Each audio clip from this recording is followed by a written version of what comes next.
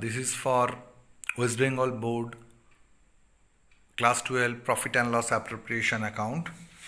এটা পার্ট 2, আগের ভিডিওটার পরের এটা continuity. This is the basic pro forma of profit and loss appropriation account. This is the basic pro forma. Now, what is profit and loss appropriation account? আমি এখানে ল্যাঙ্গুয়েজে লিখেছি profit and loss appropriation account is a part of final accounts of a partnership business. আমি আগের ভিডিওয় বলেছি যে profit and loss appropriation account actually partnership ব্যবসার final অ্যাকাউন্টসের একটা পার্ট, যেটা কার পরে তৈরি করা হয়? Profits derived out of profit and loss account থেকে যে প্রফিটটা পাওয়া যায় is apportion among the partners in this account.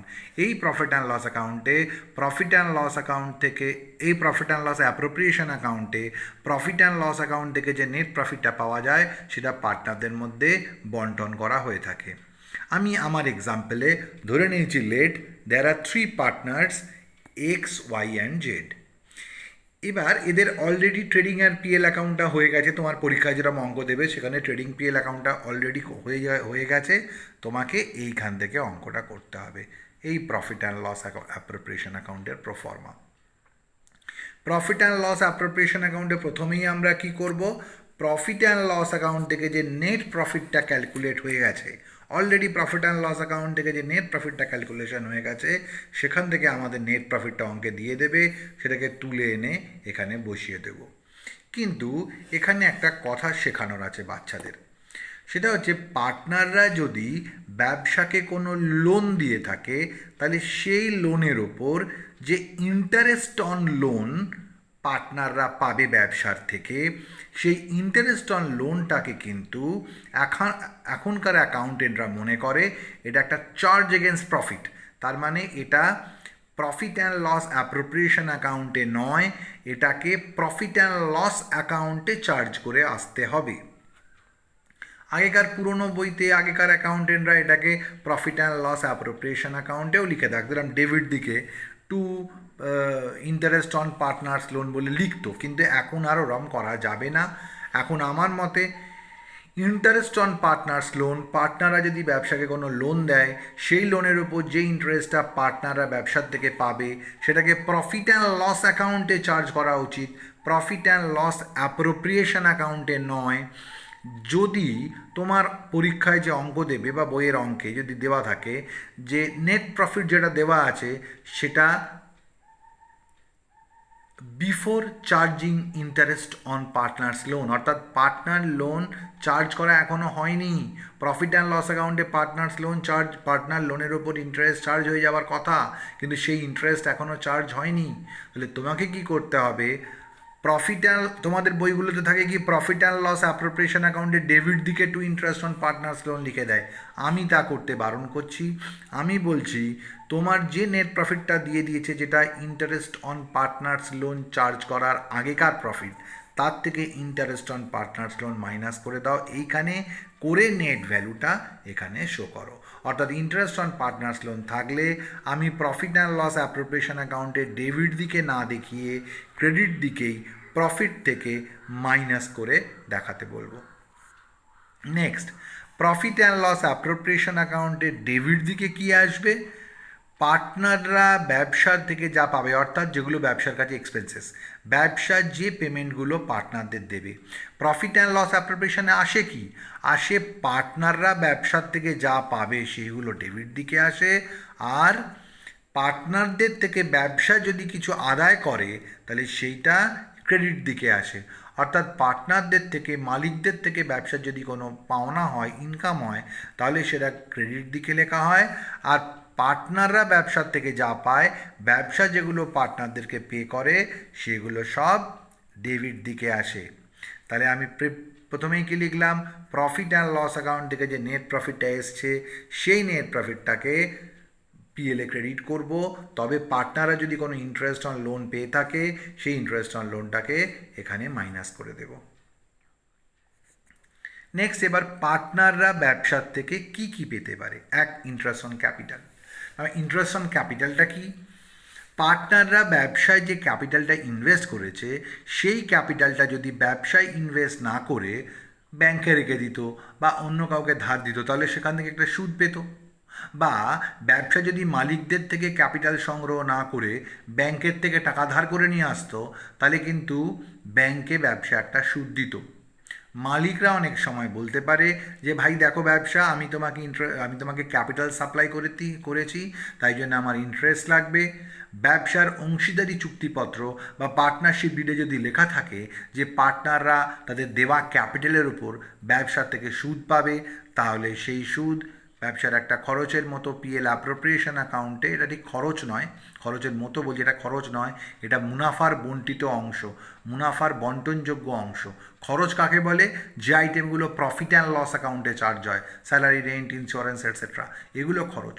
কিন্তু প্রফিট অ্যান্ড লস অ্যাপ্রোপ্রিয়েশনে যেগুলো ডেবিট হয় সেগুলোকে অ্যাকচুয়ালি চার্জ এগেন্স্ট প্রফিট বলা হয় না, খরচ বলা হয় না, সেগুলোকে বলা হয় অ্যাপ্রোপ্রিয়েশন অফ প্রফিট বা মুনাফার বন্টিত অংশ। মুনাফার যে অংশ, মুনাফা অলরেডি প্রফিট অ্যান্ড লস অ্যাকাউন্টে ক্যালকুলেশন করা হয়ে গেছে, ওই মুনাফার বন্টিত অংশ পার্টনারদের মধ্যে কীভাবে ভাগ হবে সেটাই প্রফিট অ্যান্ড লস অ্যাপ্রোপ্রিয়েশন অ্যাকাউন্টে দেখানো হয়। তাহলে পার্টনাররা যদি ব্যবসা থেকে ইন্টারেস্ট অন ক্যাপিটাল ক্লেম করে, তাহলে দিতে হবে এখানে। আমি ধরে নিয়েছি এক্স ওয়াই জেড তিনটে পার্টনার, তিনজনেই ক্যাপিটাল দিয়েছিল, তাহলে তিনজনেই ব্যবসার থেকে ইন্টারেস্ট অন ক্যাপিটাল ক্লেম করেছে, পার্টনারশিপ ডিডে লেখা ছিল, দিয়েছি আমি। নেক্সট, দুরকম পার্টনার হয়। যে পার্টনাররা ব্যবসার দৈনন্দিন কার্যকলাপ দেখাশোনা করে তাদেরকে বলে অ্যাক্টিভ পার্টনার বা বা অ্যাক্টিভ পার্টনার। আর যারা ব্যবসার কাজ দেখাশোনা করে না, শুধু ক্যাপিটাল দিয়েছে, তাদেরকে বলে স্লিপিং পার্টনার বা ইনঅ্যাক্টিভ পার্টনার। তাহলে যারা ব্যবসার কাজ দেখাশোনা করে তারা বলতে পারে ব্যবসাকে যে ভাই আমি তো ব্যবসায় সময়টা দিচ্ছি, তাহলে আমাকে স্যালারি দাও। তাহলে পার্টনারদের যদি ব্যবসা কোনো পার্টনারশিপ স্যালারি পে করে, সেটা টু স্যালারি বলে আবার পিএল অ্যাপ্রোপ্রিয়েশন অ্যাকাউন্টে আবার আমরা ডেবিট করব। তাহলে আমি অ্যাজামশন করেছি এখানে এক্স আর ওয়াই দুজনই কেবল স্যালারি পেয়েছে, জেড একটা স্লিপিং পার্টনার ছিল, সে ব্যবসার কোনো কাজ দেখাশোনা করেনি। দুজন অ্যাক্টিভ পার্টনার, তারাই ব্যবসার কাজ দেখাশোনা করেছে, that is why they are getting salary. Commission, ধরা যাক, এটাও অ্যাজামশন করেছি আমি যে এক্স কোনোভাবে কমিশন পায়নি, ওয়াই আর জেড কমিশন পেয়েছে। কীভাবে কমিশন পেতে পারে? হয়তো এরম হলো যে ওয়াই এর খুব ভালো কন্ট্যাক্টস আছে, সে বললো দেখো ভাই ব্যবসা, আমি তোমার সেল ফেল সব করিয়ে দেবো, এর জন্য আমাকে একটা কমিশন দিতে হবে, সেই জন্যে ওয়াই কমিশন পেয়েছে। জেড অন্য কোনো কারণে কমিশন পেতে পারে, ওই কারণেও কমিশন পেতে পারে। তো পার্টনাররা যদি ব্যবসার থেকে কমিশন পায়, সেটাও অ্যাপ্রোপ্রিয়েশন অফ প্রফিট, এবং সেটাকেও আমরা প্রফিট অ্যান্ড লস অ্যাপ্রোপ্রিয়েশন অ্যাকাউন্টে ডেবিট করব। অবশ্যই পার্টনারশিপ ডিডে পার্টনারদের স্যালারি পাওয়ার কথা বা কমিশন পাওয়ার কথা লেখা থাকতে হবে। Next, reserve fund. Reserve fund কি? রিজার্ভ ফান্ড মানে ব্যবসার মুনাফা সব বন্টন হয়ে গেল, এবার পার্টনারদের তো মুনাফা দেওয়া হয়ে গেল, এবার ব্যবসা ফর ইটস ফিউচার ডেভেলপমেন্ট, এবার দেখো, এবার যে টাকাটা বাঁচবে সেটা পার্টনাররা শেয়ার অফ প্রফিট হিসেবে ভাগ করে নেবে। কিন্তু ব্যবসা তখন এসে বলল ভাই তাহলে আমার ফিউচার ডেভেলপমেন্টের জন্য তুমি কি রাখলে?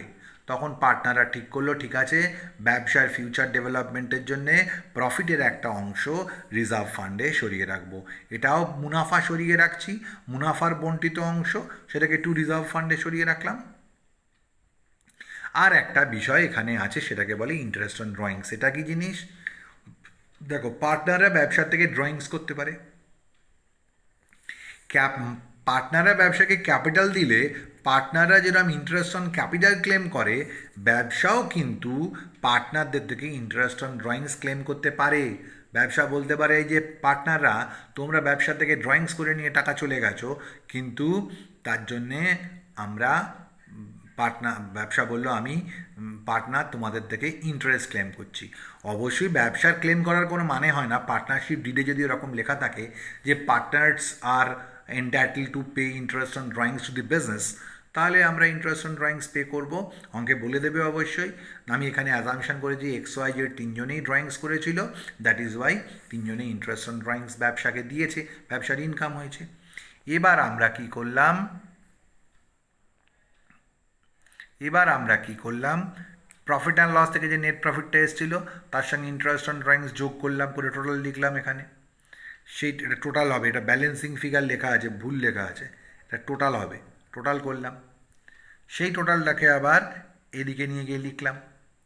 এবার এই টোটালটা থেকে এই যে interest on capital, salary, commission, reserve fund এগুলো সব মাইনাস করলাম। মাইনাস করার পরে যে ফিগারটা এলো সেইটা এখানে পোস্টিং এলো, সেইটা এখানে পোস্টিং এলো।